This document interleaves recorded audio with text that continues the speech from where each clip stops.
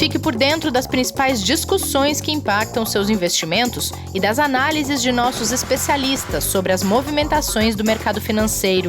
Falando nisso, nosso encontro é toda manhã, logo após a abertura do mercado. Entre nos canais oficiais do Itaú Personalité e envie suas dúvidas sobre recomendação de investimentos.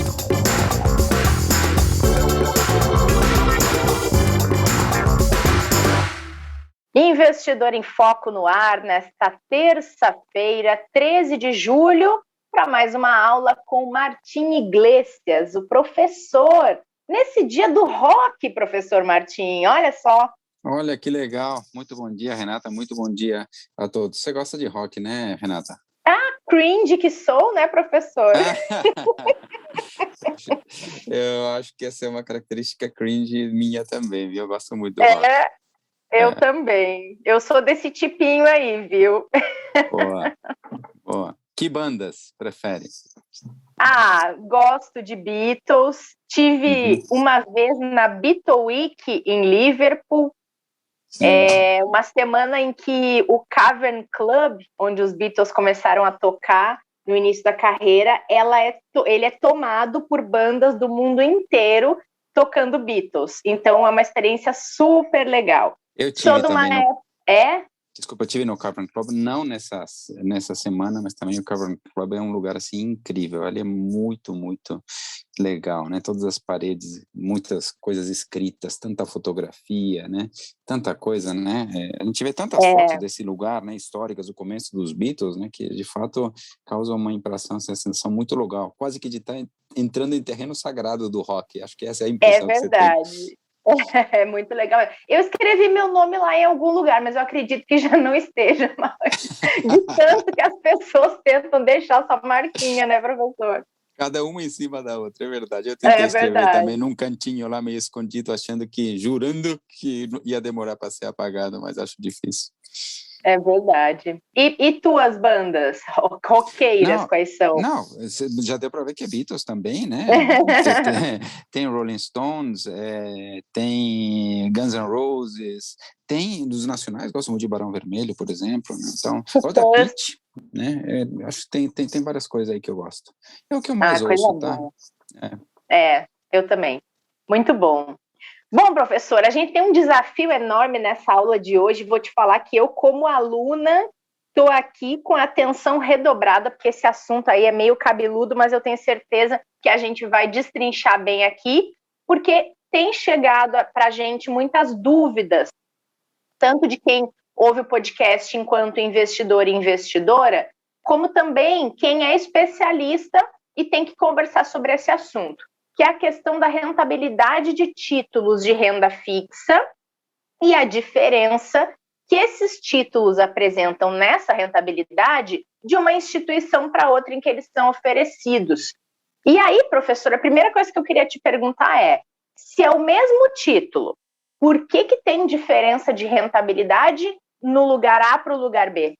Essa pergunta é muito apropriada. De fato, a gente está vendo muita gente com essa dúvida, e é uma questão metodológica, ou seja, existem algumas metodologias de mostrar ou de avaliar a rentabilidade do título no período, e essas metodologias, elas variam conforme como você determina quanto está valendo o título no momento. Então, tem duas metodologias centrais, que acho que é o que nós vamos ter que explorar aqui. Uma é a metodologia de marcação na curva, né, do papel, também chamada de accrual, né, na terminologia em inglês, né, e a outra metodologia que é a marcação a mercado. E, de fato, os títulos podem ter um valor muito diferente dependendo se ele é marcado na curva ou no mercado. Tá, então vamos começar com a marcação na curva? Vamos começar com a marcação na curva, então. A marcação na curva é mais ou menos assim, quando alguém compra um título, né, ele tem algumas condições contratuais, tem uma taxa, por exemplo, de remuneração que está definida na hora em que ele compra. Na marcação na curva, como se fosse na curva do papel, o valor do título vai sendo estimado como sendo a correção ou corrigido pela taxa contratada dia após dia. Então, vamos, para simplificar, tem um título prefixado de uma taxa de 10%, eu calculo o equivalente ao dia útil dessa taxa e eu vou fazendo a valorização dia após dia desse título. Então, a lógica da curva, para mim, faz algum sentido, né? O nome, ou seja, você determina a curva pela qual o título foi contratado. O que é interessante e o que é perigoso? Então, tem coisas interessantes. Primeiro, a coisa interessante é que a rentabilidade de um título marcado na curva é estável. Geralmente é constante, é uma valorização constante e estável, sempre no mesmo ritmo, né? O lado ruim disso é que o investidor não sente o risco do ativo, que pode existir de fato, e ele não percebe, então, valorizações ou desvalorizações do valor do título que impactam a rentabilidade em função da alteração que pode ocorrer no mercado, em função de qualquer uma das alterações que pode ocorrer dentro do mercado. Então, tem essas características da marcação na curva. Sabemos que alguns bancos, algumas corretoras, dependendo do produto, fazem a marcação na curva, né? E outras, de fato, fazem a marcação a mercado. E aí o investidor, então, quando compara as metodologias, nem sempre dá a mesma rentabilidade, nem sempre dá o mesmo valor. E a marcação a mercado, professor?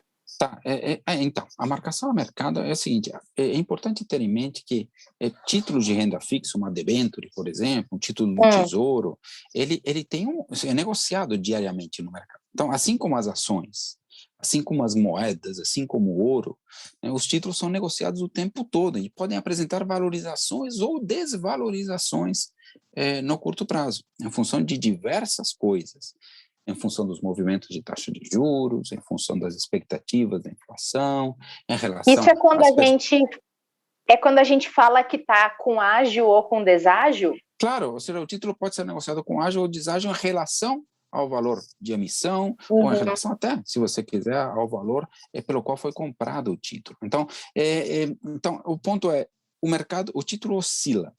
E quando a marcação é feita a mercado, o investidor, então, pode ver dias de queda de um título de renda fixa, dias de uma valorização mais intensa do título de renda fixa, porque depende de como ele está sendo transacionado no mercado. Agora, um ponto muito importante mesmo, é que no dia do vencimento do título, o valor vai ser o mesmo, porque é o dia de resgate do título, seja o título marcado na curva ou no mercado, né? Então, o ponto é, as oscilações que são decorrentes da marcação a mercado são apenas um risco que a gente pode chamar de risco de trajetória, ou seja, um risco que vai dizer o caminho pelo qual, o caminho que o título percorreu até chegar no seu valor de resgate, né? Então, nas duas metodologias, tem duas coisas que são constantes: o valor pelo qual foi comprado o título, o valor de resgate, mas o caminho pode diferir, se ele for marcado na curva ou marcado a mercado.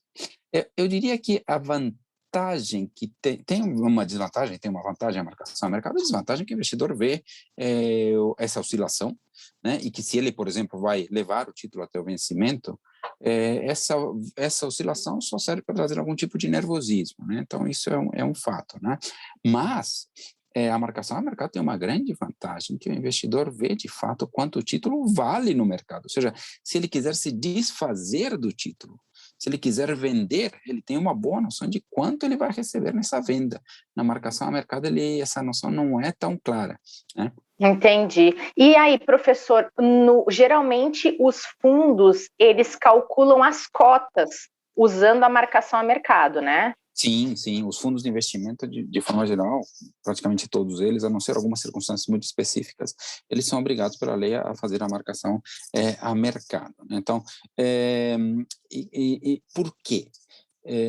Precisa ser feito dessa forma, porque nos fundos de investimentos tem gente entrando no fundo e saindo do fundo todo dia, tem gente fazendo aplicações e gente fazendo resgates. Então, a cota do fundo, que é o que determina a rentabilidade do fundo, precisa ser calculada pelo valor que os ativos valem no mercado, para ter certeza de que se alguém entrar, alguém sair, vai sair e entrar por um valor justo. Se o título não for marcado a mercado, podem haver distorções.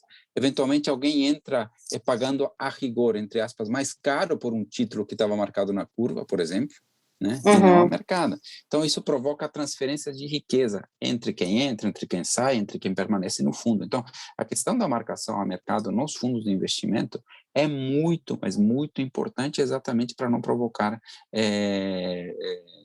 redistribuição, digamos assim, de riqueza entre os participantes. Entendi. E, professor, a questão do conceito do risco de trajetória, você falou antes ali, quando estava explicando um pouco as duas metodologias. O que é exatamente esse risco de trajetória? É o risco que está presente até o momento da marcação? O que é? Não. É o seguinte, esse foi um conceito que a gente tentou introduzir aqui. Acho que quando você captura, você consegue entender bem por que ele chama assim. É o seguinte, é como se você tivesse um início e um destino. O início é o valor que você paga no título. E o destino é o valor do título no dia do vencimento. Esses dois valores são conhecidos. Você sabe quando você investiu, você sabe quanto terá de resgate lá no vencimento do título. A marcação a mercado provoca uma trajetória que não é contínua, não é de uma linha reta. Digamos assim, na marcação na curva é uma linha reta. Na marcação a mercado, como existem as oscilações, como existem coisas provocadas por oferta e demanda do título, a trajetória pode variar muito e gerar esse risco, que eventualmente tem valorização, depois tem queda, desvalorização, sabe? Então, existe uma trajetória que gera riscos, né? Embora o ponto inicial, o ponto final seja conhecido, você sabe onde está, você sabe onde vai chegar, mas o caminho pode te provocar algum risco, inclusive de desvalorizações.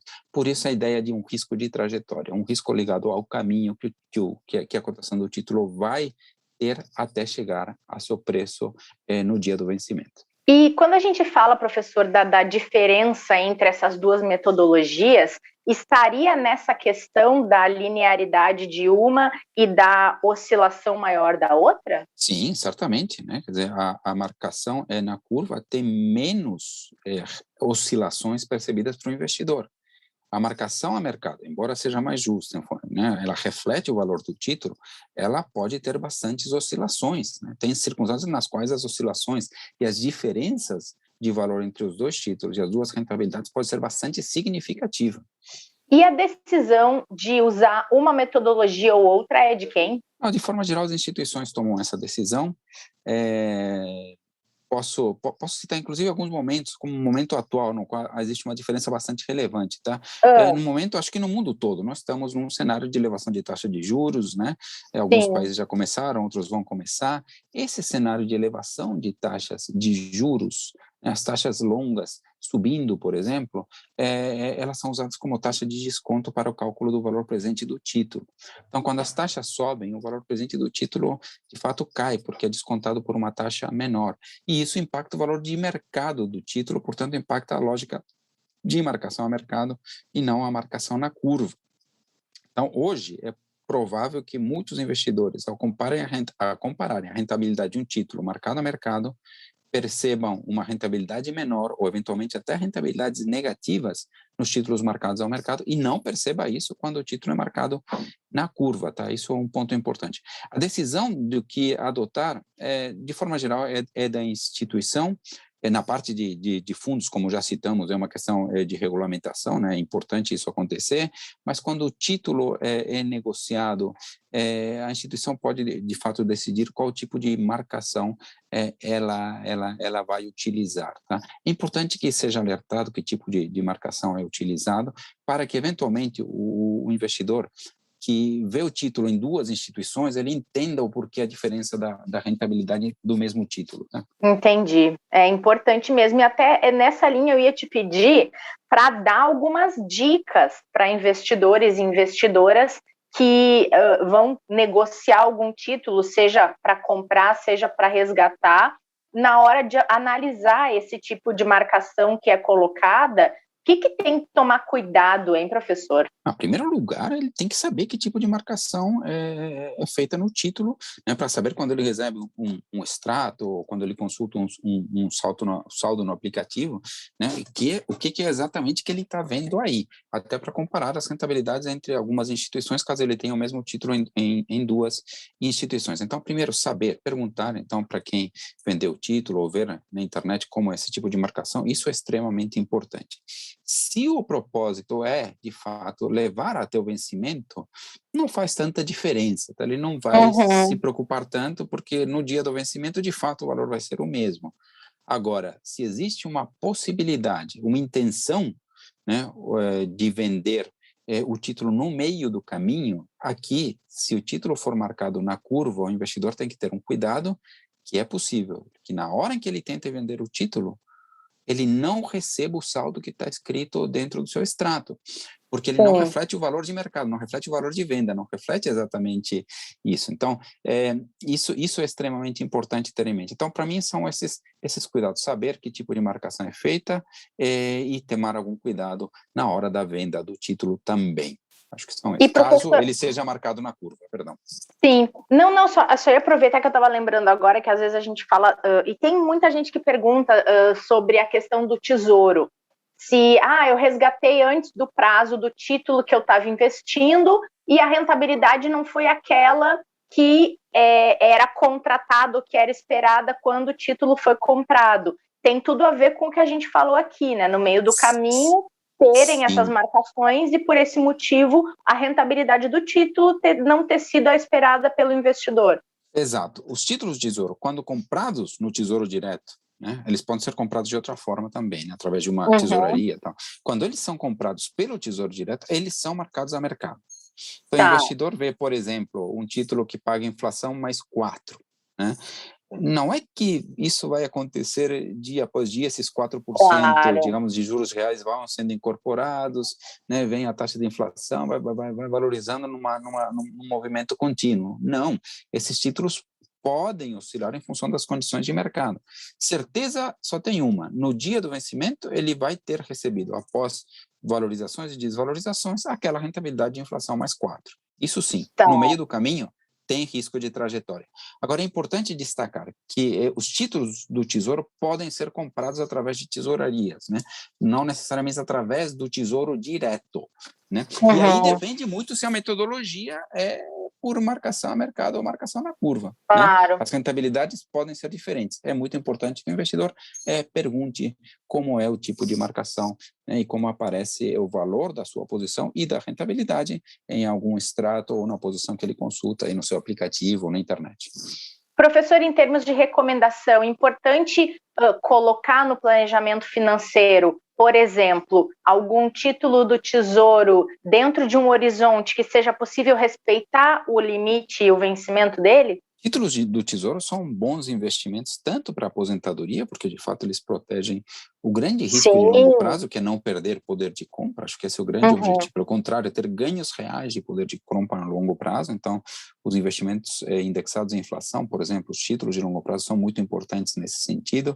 Mas, de fato, títulos, tanto pré-fixados, pós-fixados, fazem parte de uma, ou devem fazer parte de uma carteira de investimentos bem equilibrada em termos de risco-retorno. Então, a gente recomenda ter esses diversos títulos de renda fixa na carteira do investidor, mesmo para objetivos de médio prazo, não de tão longo prazo, como de forma geral é o objetivo da aposentadoria. Boa, muito bom. Porque às vezes a pessoa pode usar talvez o título do Tesouro como uma reserva de liquidez, porque ele é um investimento mais líquido, né? Mas ao mesmo tempo tem todo esse risco de não fazer jus à rentabilidade que ele poderia ter se a pessoa segurasse. Então, essa questão de esperar um pouco, talvez um planejamento melhor não considere isso como uma reserva, né, professor? Mas eu diria assim, que se existe a possibilidade de uso imediato ou já programado de um uso no curto prazo de um título de renda fixa, a recomendação é que o investimento tenha sido feito num título de renda fixa de risco baixo, que tem pouco risco de trajetória, como, por exemplo, o Tesouro Selic, né, ou a LFT, que são investimentos pós-fixados, que têm um risco de trajetória muito, muito baixo, né? Basicamente, nesse caso, quase que a marcação na curva e a marcação no mercado quase que coincidem, né? A não ser em alguns momentos de estresse muito violento, né? Que a gente tem visto aqui no Brasil a cada 20 anos só, né? Então, o normal é que num Tesouro Selic, numa LFT, esses dois tipos de marcação sejam muito, muito próximos. Muito bom, professor. Estou me sentindo muito especialista depois dessa explicação toda. Que coisinha difícil de entender, hein? Mas se eu conseguir explicar aqui, espero que os nossos ouvintes, quem está ouvindo aqui, tenha conseguido entender, porque é uma questão, de fato, bastante importante. Muito bom. Muito obrigada, professor, por mais essa aula. E tenho que te dar uma notícia. Aí não sei se vai ser boa, se vai ser ruim, tenho até medo de perguntar. Mas semana que vem eu não estarei aqui porque eu vou sair de férias, professor. Oh, que delícia, é bom, hein? Isso é bom. Férias de julho? As férias de inverno. Férias de julho, viu só? Tá vendo? Férias de julho. E eu vou te dizer também que daqui a pouco também eu vou ter 2 semaninhas de férias aí. Então, acho que não vai coincidir exatamente, talvez um dia coincida aí, mas em breve também eu vou sair de férias. Boas férias para você, viu, Renata? Ouça muito rock, tá? Obrigada, professor. Pode deixar que eu vou ouvir e você estará em boa companhia da Laura Maia na semana que vem. Já vou te deixar uns boas férias aqui também, porque a gente vai se desencontrar nessa troca aí de férias, mas na volta estaremos de novo aqui para muito conteúdo, muita aula e muita explicação de investimentos. Então, professor, obrigada e um beijo. Um beijo para você também e para todos aqueles que nos ouvem. Obrigada, pessoal, todo mundo que acompanhou mais essa aula do professor Martim Iglesias. Foi um prazer ter vocês aqui com a gente. Não percam o próximo episódio do Investidor em Foco, porque tem dinheiro com atitude por aqui. A gente espera vocês. Fique por dentro das principais discussões que impactam seus investimentos e das análises de nossos especialistas sobre as movimentações do mercado financeiro. Falando nisso, nosso encontro é toda manhã, logo após a abertura do mercado. Entre nos canais oficiais do Itaú Personalité e envie suas dúvidas sobre recomendação de investimentos.